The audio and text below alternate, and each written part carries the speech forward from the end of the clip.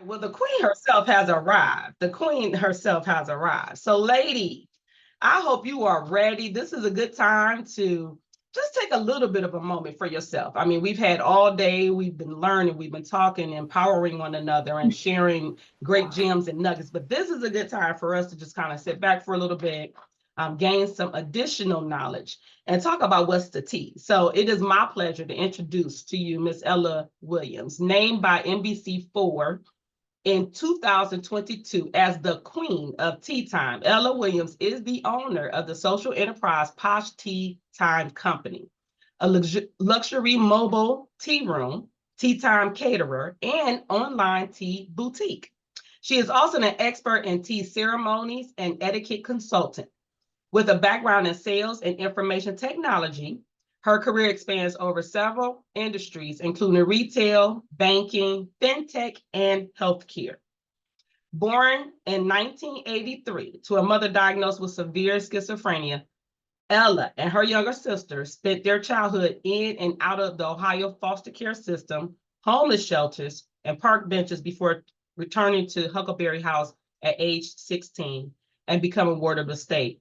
And if you all remember Ella's story from last year, she has been very bold and courageous in sharing her story as an advocate for other children in the foster care system and other young people who have dealt with such issues. She is passionate about helping youth and young people learn etiquette, home economics, and life skills they need to transform their lives, even when the odds are stacked against them. So it's my pleasure. It's tea time, y'all. It's tea time to bring on the queen of tea, Miss Ella Williams.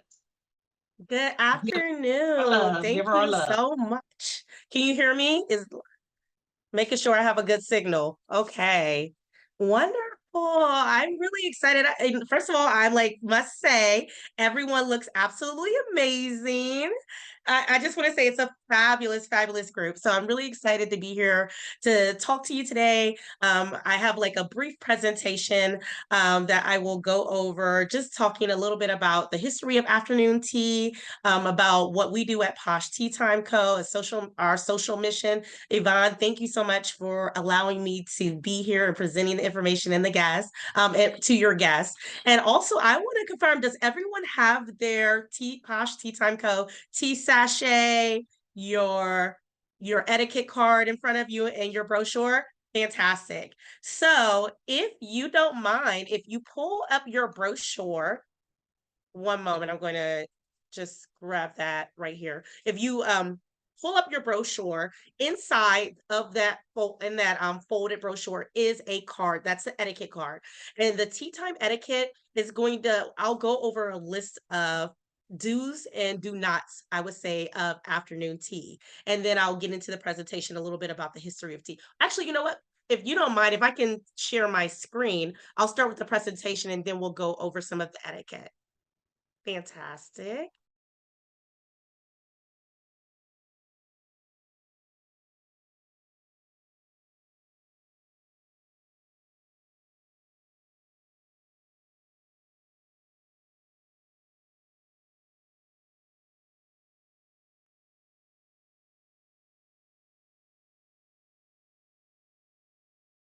Okay, can you see my screen? Okay, everyone, fantastic.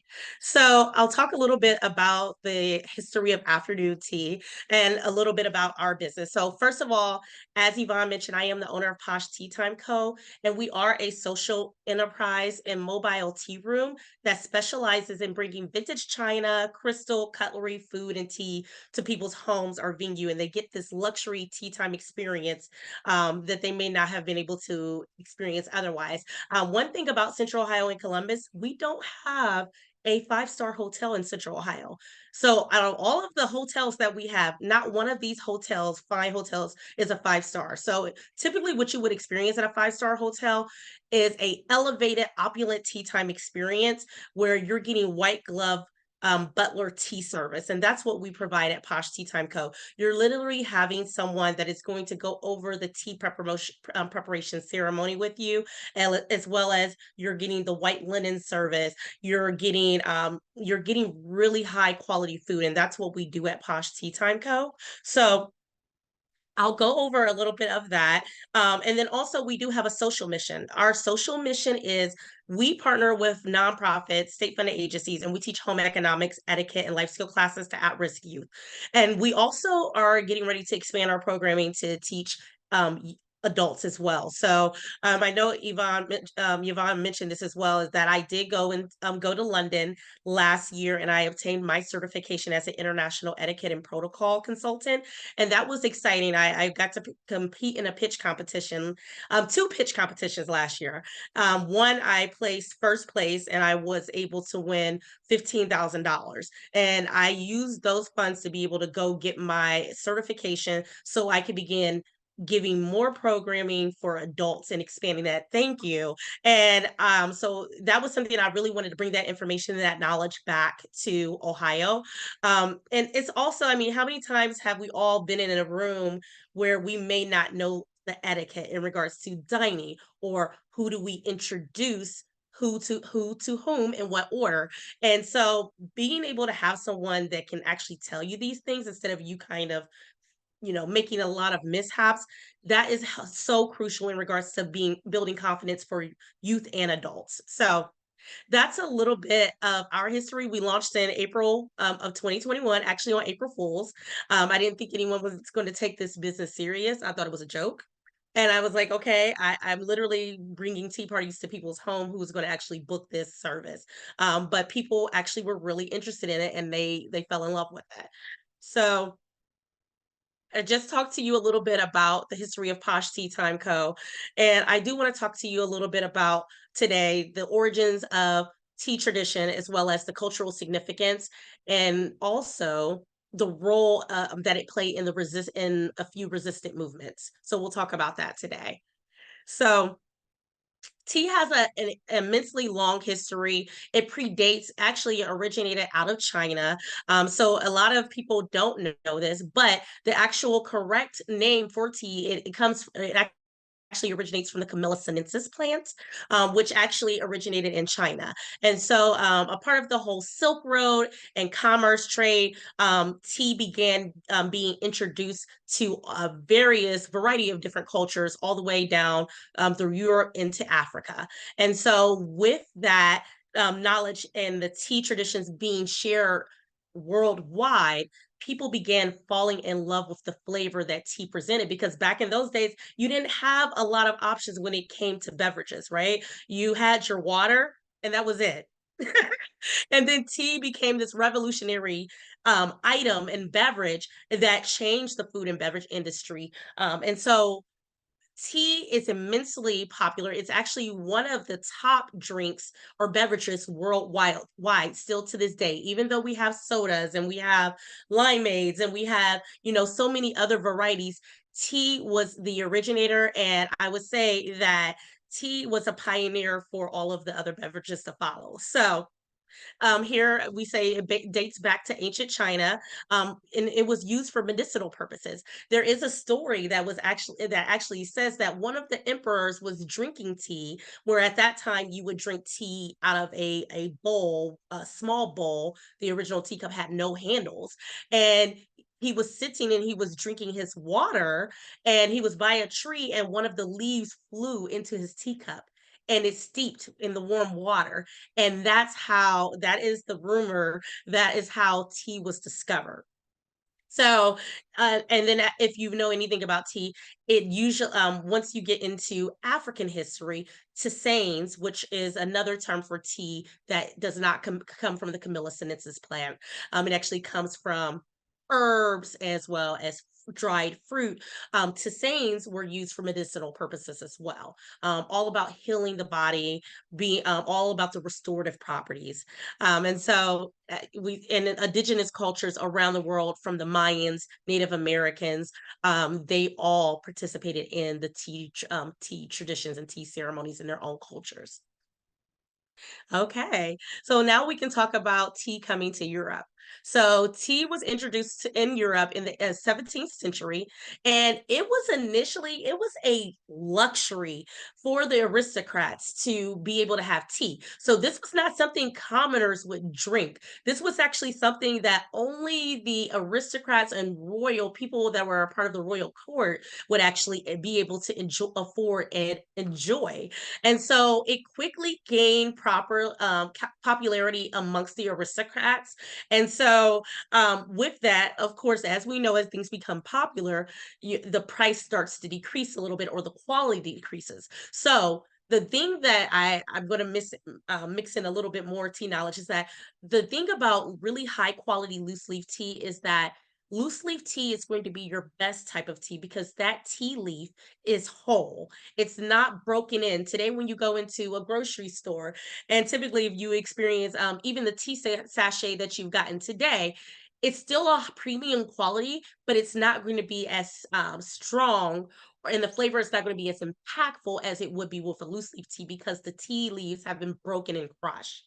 And so that inhibits the flavor a little bit. So, because of that, once they realized that they could almost essentially water down or dilute, then it was able to be available to the masses.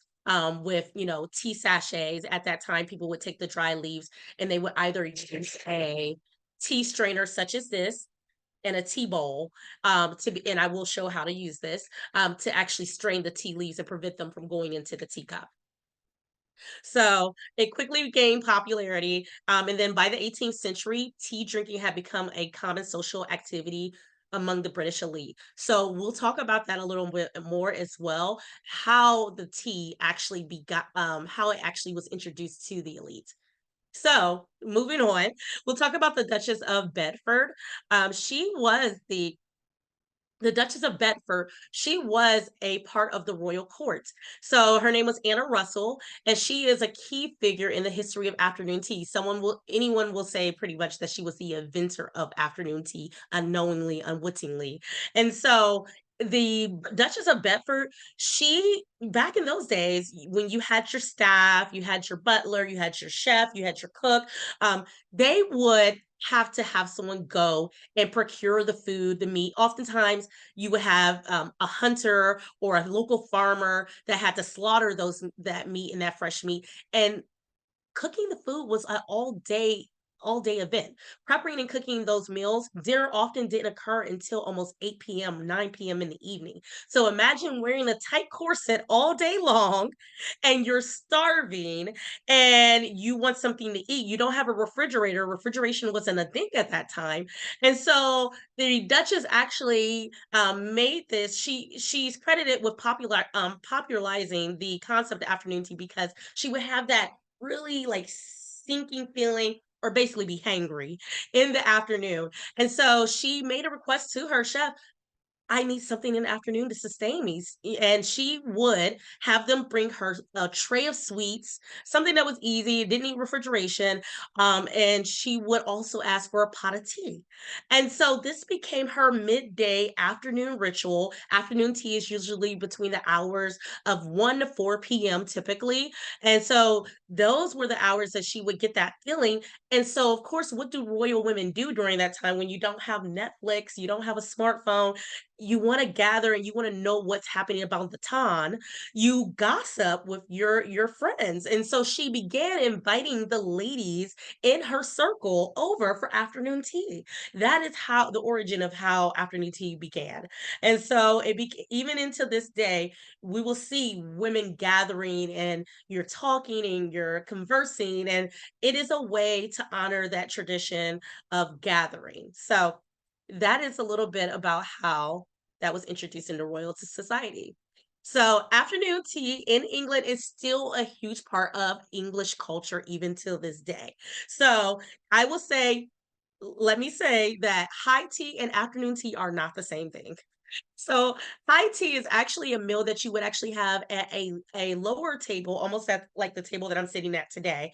It would be a dinner table that you would enjoy, that workers, blue collar workers would actually enjoy in the afternoon or evening after they work. High tea was that evening supper, and they would get a pot of tea with their, heavy mashed potatoes and roast beef sandwiches and things of that nature. So that is really what high tea is.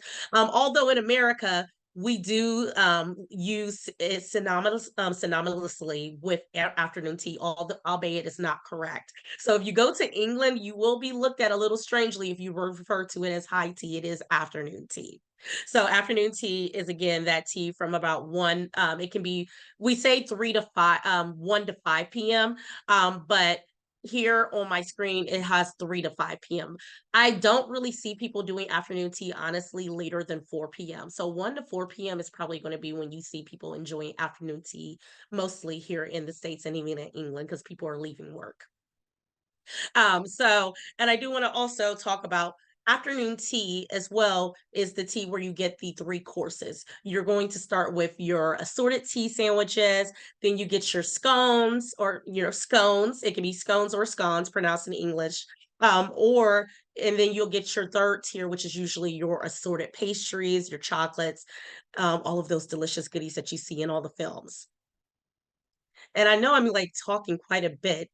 Before I get on any more, does anyone have any questions so far? Okay, good. So we'll talk a little bit about the Boston Tea Party briefly, but as we know, 1773, the Boston Tea Party, basically happened here, where this was a huge moment where we separated from England. We said we were no longer under your rule. We're no longer under your tyranny, and we don't want to pay you taxes. But England was like, hey, we got bills to pay over here. We need to impose some more taxes. We're sending all this tea. Literally 90,000 pounds of tea was actually thrown over the harbor in Boston for the Boston Tea Party because in protest of the taxes that were imposed. And so this was a key point in history to basically say, we don't need you to provide us tea.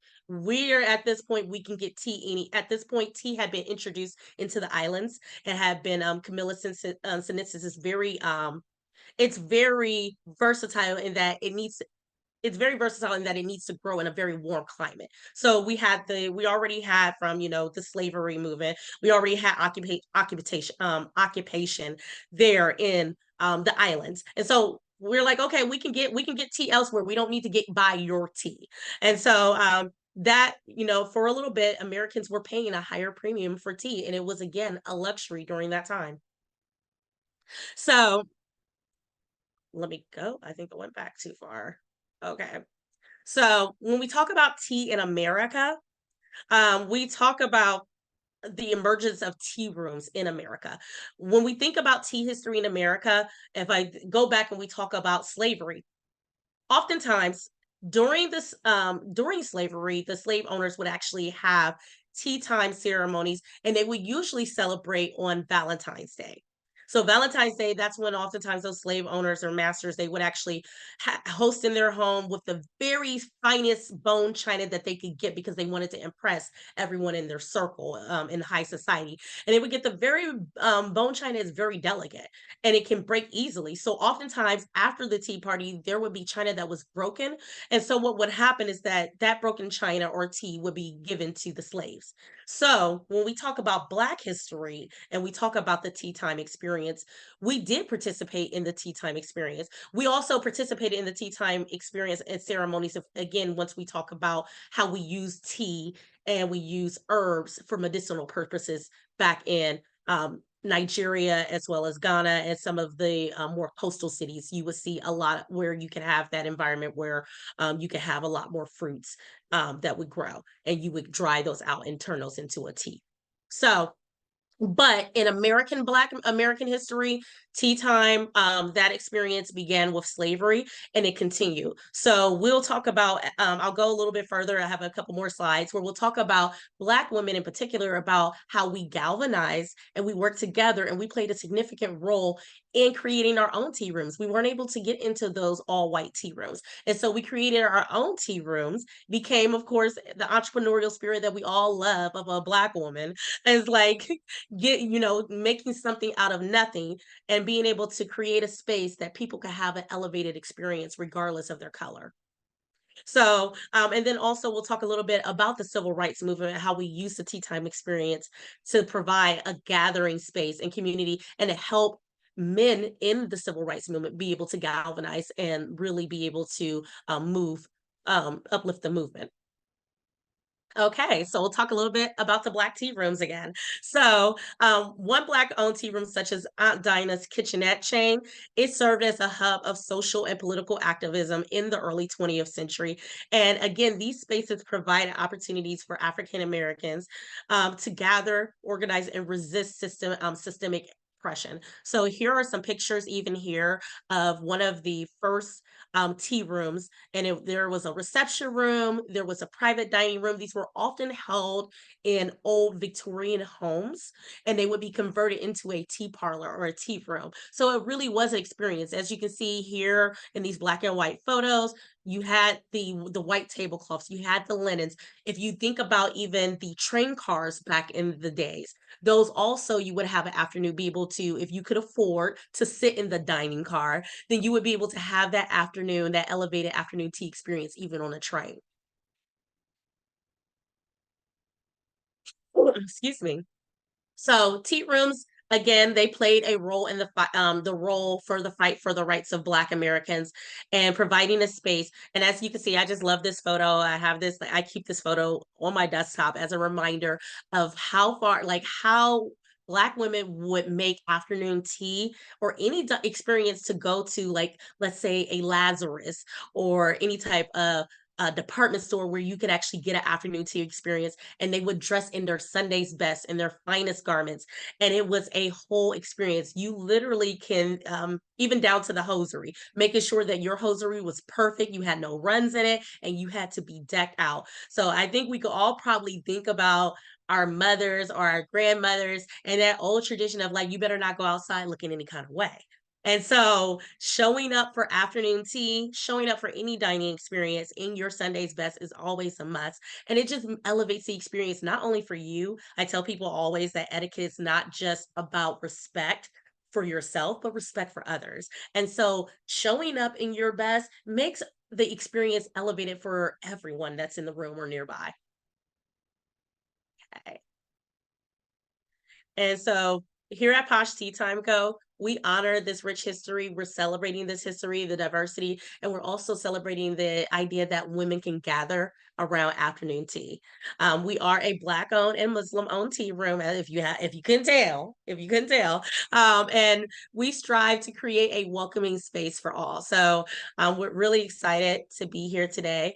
And I just again, I want to restate our mission. Our mission at Posh Tea Time Co is all about transforming lives. And so it's not just about transforming the lives of youth, but youth transforming the lives of adults as well through the art of tea time, just as has been done throughout history. So as you can see, we talk about we offer luxury tea time experiences. So we invite you to join us right now. You're more than welcome to take your tea bags out of your packet. And what I will do is you will take your tea sachet out of your packet, and you will set it to the side. If you have a teacup and saucer, then you can place that tea sachet into the cup, and then you will be able we'll go over before we add water and before we add any accoutrements to the tea. I do want to go over a little bit of fine dining and tea etiquette. So I don't know if you all can see. Let me stop my presentation.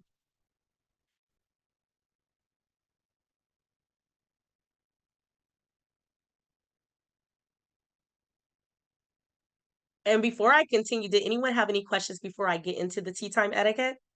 Well, I just want to say, I know we're going to maybe get into this. Like, I don't know if can be a part of the discussion, but one of the things I have always been very impressed about your business is not only just the determination and the creativity, but like you said before, the mission that's driven behind it, and then the history. We were talking all day today about women empowerment and the collective, and what is at stake in this upcoming election for all of us. It doesn't matter your background, it doesn't matter your race or anything like that. This is another crucial election. And Mhm. just like in, the guys club, they say that the history of golfing started with, like, making certain decisions on on the golf course. And this is how the big, deals go down. And Yeah. it's no different in the tea room. Regardless of which culture that you identify with, that was a time when women gathered. We understood the history, like the sister was hangry, but it has, Yes. evolved into, and it always, I mean, I'm in a sorority and we use a tea time as an opportunity to connect. And so I just want to at least say that how much I appreciate the history, because oftentimes we go through life, and I remember Joyce Meyer used to say a long time ago about the pan, and she didn't, her husband used to say, why you put all that ham in that big old pan and blah blah blah, and you don't know why you're doing certain things, because it was just passed down from history to history, instead Hmm. of just identify, asking the question and learning the history and the origin of why we do certain things, and maybe trying to bring that back. So that's why I appreciate you being here. And you Thank embody you. your organization, you embody your company, because you absolutely Thank carry yourself you. with that level of determination and grace at the same time. I really appreciate that. Thank you. That means so much from you. And I just want to say, if we can all give a silent, you can either, unmute yourself, but like a silent applause for Miss Yvonne. I think what she's done with Oh You Can is amazing. And it's incredibly valuable. And I know this workshop, I'm dying because I missed the workshop today. And last year I got to participate and I was like, oh my God, this is so amazing.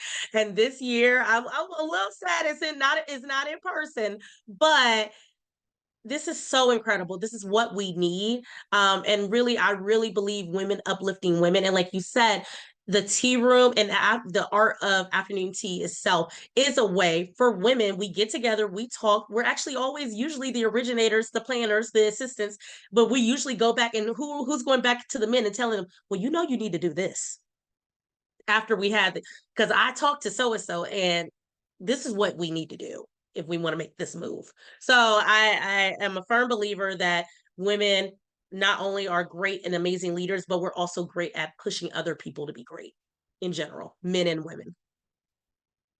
So thank you. And so we'll get into a little bit of our afternoon tea etiquette on your tea time experience guides. You can also review that as well. But the first thing that you should actually do when you're going to afternoon tea is, I'm going to just move this light back here so you can see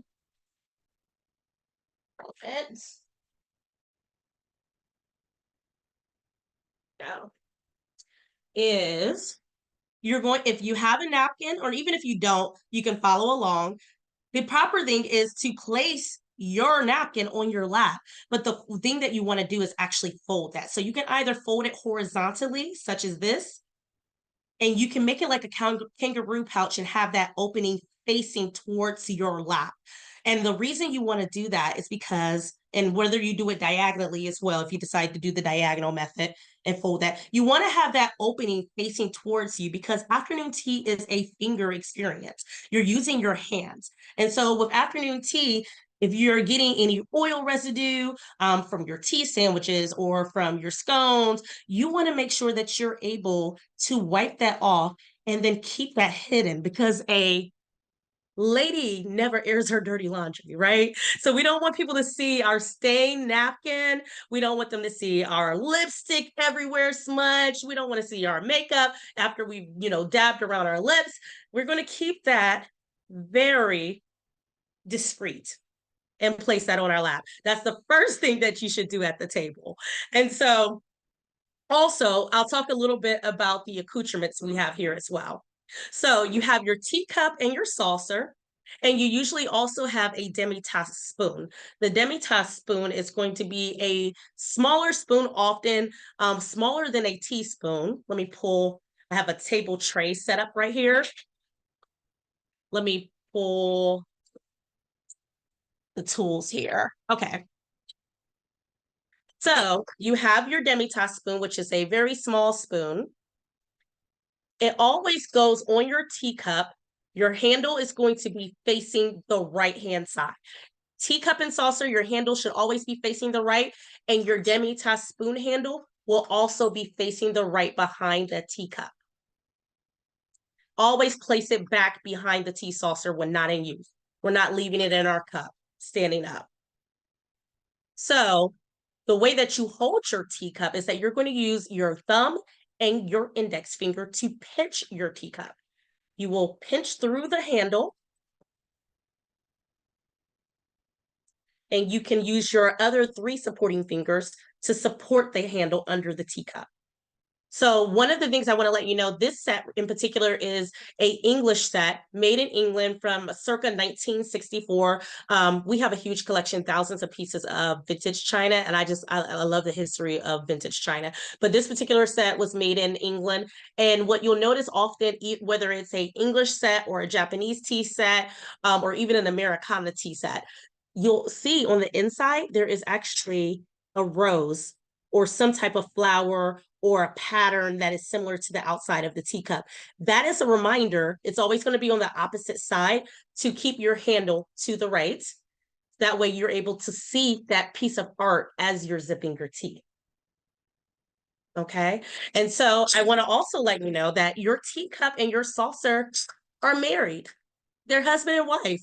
They, for the most part, they stay together. So with your teacup, if you are at an event where you're standing and you're holding your teacup, you will not walk around gallivanting the room with just your teacup solo by itself. You will keep Miss Teacup and Mr. Saucer together as you're walking. And then you lift and then you set that teacup down. So that's a little bit about the teacup and saucer. We'll also talk about stirring. So what I do want to say is that I've seen a lot of things, and I know you fabulous ladies probably do not do this at all, but you will be surprised. I've even had honestly people smack their lips and taste their tea. So none of the I'm going to taste my tea and that's a weird taste, or that's interesting. I've had people do that. I would say it's a little unseemly. I wouldn't recommend doing that. So we're going to talk a little bit about stirring your tea. So once you have your tea sachet in your cup, you usually want to bring your tea you want to bring your water to the correct temperature. Today, I have a tea kettle, an electric tea kettle that I use, which has settings on it for our tea. So it has a green tea, white tea, as well as a herbal tea setting. Herbal tea and black tea, you want to usually boil your water to boiling point, which is about 212 degrees Fahrenheit. The tea sachets that you all have are different. Some of you have black teas, some of you have green teas, or some of you may have just the herbal to say. The herbal teas and the black teas, you can use just plain boiling water. I would recommend using spring water if you can, or if you don't have filtered water, you can still use water out of the tap, but it does impact the flavor, I think, quite a bit. So you're more than welcome to do that. I would also say that with your tea, for the green tea, that temperature of the tea, you do want to be cognizant and make sure that it's not boiling water. Oftentimes when people say they don't like tea, it's because they've actually oversteeped the tea or they scorched their tea leaves. So if you're not using the correct temperature for your tea, you can actually scorch those tea leaves and release tannins, which releases that bitter flavor, and it doesn't make for a good tea. So oftentimes that's what happens when people say they're not really like tea lovers. They probably had a bad batch of brew or of tea. And I see one hand up. Or did I see one hand up or no one had a question? Okay. So, so you want to make sure, again, your water is at the correct temperature. And then when you are adding your tea, you will add your tea and your water to your tea, and you will not fill up. You will go about 3/4 of the way, but you will not fill your teacup up. And then you usually want to taste your tea before you add any accoutrements. The accoutrements could be gourmet sugar cubes, often served at afternoon tea, or honey.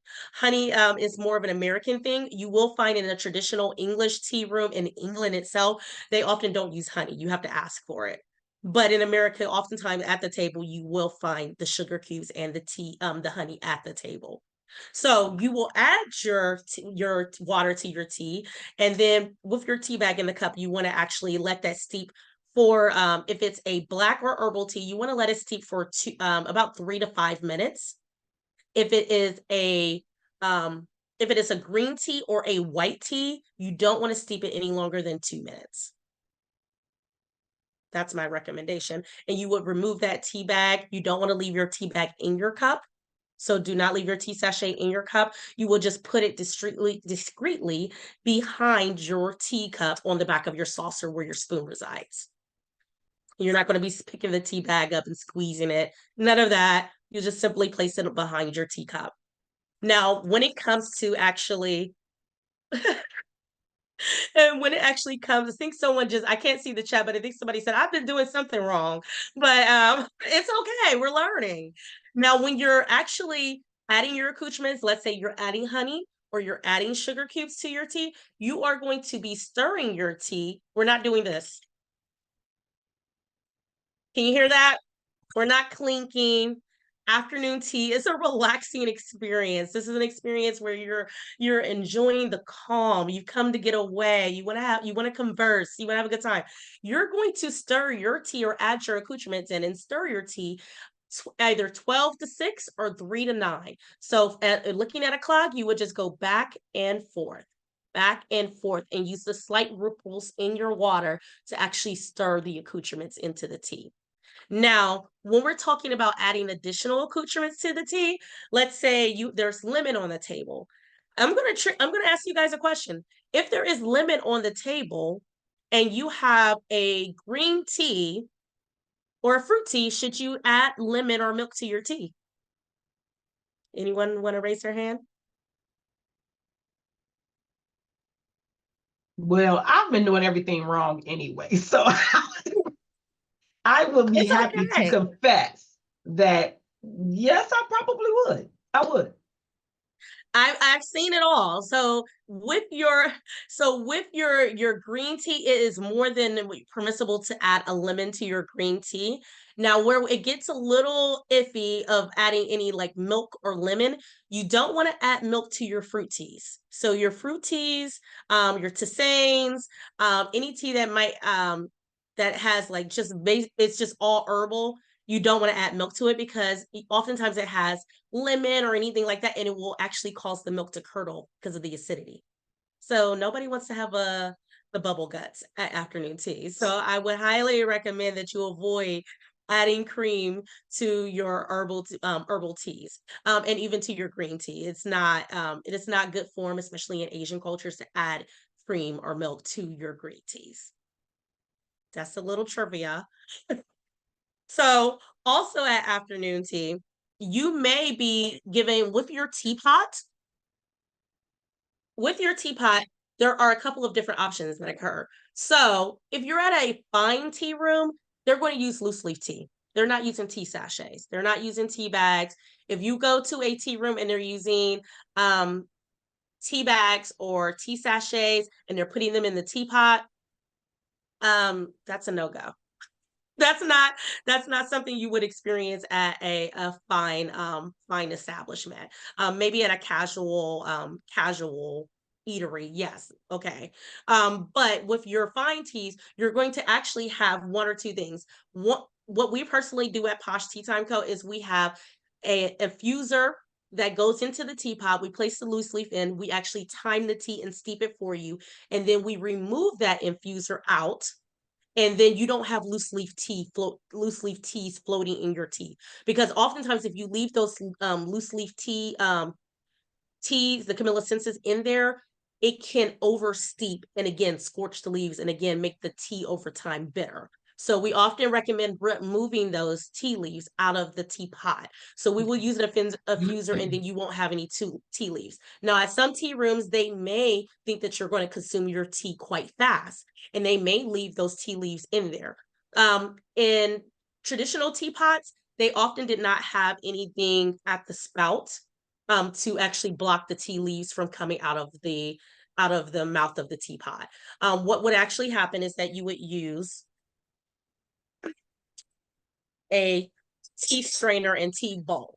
So I have this one. This is a modern day tea strainer and tea bowl.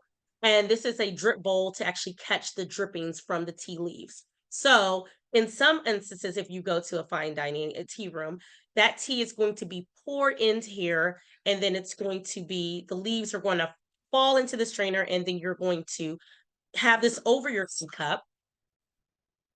Place the strainer over your teacup, like such. And then you would pour this here. And then you would remove your tea strainer and put it in your drip bowl. So that's typically what would happen, how the experience would work. And then you would have your 3 tiers, of course. So again, those sandwiches on the bottom tier, the scones in the middle tier with a clotted cream, and then your assorted pastries. And then depending on what the theme is, oftentimes we'll do a sweet Southern tea. And so the Southern teas we do usually like a mini chicken and waffle. We'll do a bread pudding. We'll have a more of a traditional Southern tea time experience that you will experience at a Southern church in the South after church on a Sunday. So that's a little bit about afternoon tea. Also, we'll talk about on your card, it mentions as well that at tea time, don't place your phone on your table. Oftentimes I see people, they have their phone on their table. I've seen people put their handbags, their purses on the table. That all goes in your bag. And if you don't have a bag, it goes on the seat behind you. You place Wait, that on the seat behind you. Queen Ellen, I know you dropping gems. I'm sorry, because you have a great question in the chat. And I know we have to wrap up. These ladies, some of them are still probably at work trying to still get their tea on and their reporting done and a couple of things. So I know we do have to wrap up, but you have a great question in the chat. Is it right that the green tea is making us lose weight or helping us with weight loss? It can. So a lot of tea companies will not want to advertise that because, again, FDA regulation. So you always want to be careful what you're advertising a tea. But we do have quite a few green teas. Some green teas, depending on what they are infused with as well, they can cause weight loss. We do have a tea that does that is green, and and the way that is helping you lose weight is not magically increasing your caloric deficit. What it's doing is it's actually creating more bowel movements. So if you have a problem with your bowel movements, yeah, green tea can definitely help with that. You will feel that immediately. Well, thank you. Don't you all run out at once. That's all going to go get some green tea. I'll be the first one in line. Well, listen, I hate to cut. I am learning. Listen, I hate that we couldn't have completed this in person because you are, as always, just amazing. This was a lot for me to even take in. And I'm sorry if this was too much. Oh no, it was not. I think it was the right amount of, with everything that we have digested today. From, we were told that we are the seasoning. Women in leadership, we're the seasoning. We were told that our advocacy and us building public policy is really important for the next generations. We've had multiple generation kind of conversations, and then you come in and you are telling us too that even in the way that we gather and we connect over tea, what people may consider just an afternoon is really strategy, is really the movement itself. And as you mentioned before, there were many women leaders, and continue to this day, who have been putting together many movements over a cup of tea and the conversation. But then, even like I said before, seeing you as an entrepreneur in this space is also a tribute to the legacy. So thank you, everyone, all my presenters. I love you, love you, love you. Thank you, ladies, for hanging in us with us all day. Y'all look amazing in your hats and your gloves. Absolutely Please beautiful. Don't forget to send us your pictures. Miss Remember, Diane. Sharon and I will send all this stuff out to you. Don't bug us. No, I'm just playing. We'll send it out to you as soon as we can. We'll make sure we drop all of the good nuggets and stuff in there. Don't forget to register for the upcoming statewide training on organizational structure. We have more OUCAN members who are experts in this field who will be delivering that conversation. So registration is open. You can register right now. Hurry up and grab it before we end this call, but hurry up and grab the link and register today. Thank you, Miss Ella, for spending your time with us. Frida, all my speakers. I was looking to see who's still on here. Ladies from my board member, Miss Sheila, all of Sharon, my work wife. I love y'all. I love y'all. Miss Cindy is over there. Yeah, I love all of y'all.